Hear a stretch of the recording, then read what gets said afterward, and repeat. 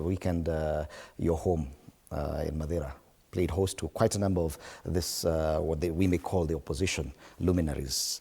And it would appear it created a lot of excitement or elicited a lot of reaction from that, seeing even the president now talking about wale wengine, because probably now he can point at a particular direction. But the fact that he's asking people to wait until later, while he himself is being seen on top of vehicles, do you think the president is being fair to the political discussion we're having?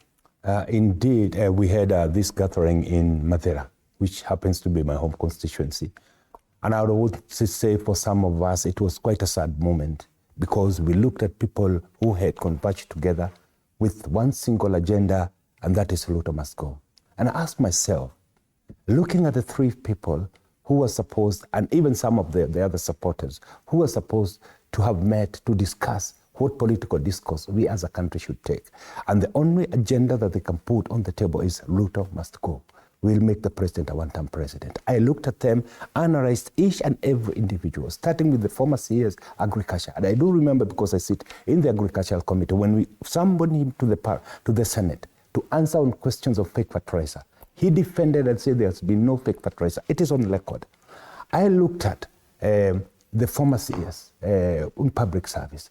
He's been sitting in that docket for 2 years. I asked myself, what is it that he can tell us he's taken home? What is it that he can tell us as a CS? What is it that has performed? I looked at the former CS Matiang'i.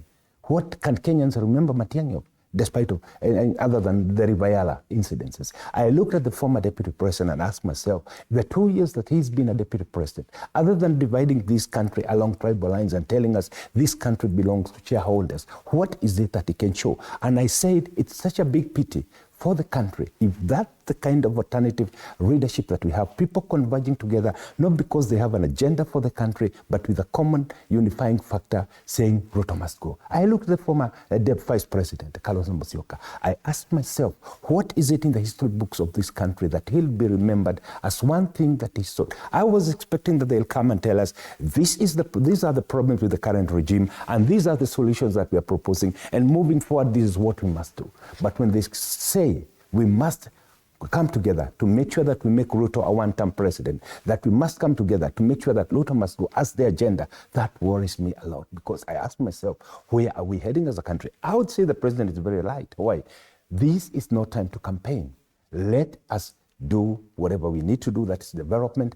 When the campaign comes, we will all hit the road and start explaining, this is what I've done as a country. And I would say, how comes I never heard any one of them talk about the economic indicators that we are currently with? How comes that I had none of them talk about the big debt that we inherited and that we are paying using between 1.6 and 1.9 billion to settle off foreign debts, these foreign obligations? How come I did not listen to any one of them talk about the youth agenda, how we are going to create opportunities for the youth so that we can be able to absorb them? When I listen to them, then I have a reason to get worried. If these are the kind of people that we are going to say, this is the alternative leadership, then we as a country have a big problem. Senator Nyoto, you must respond to that.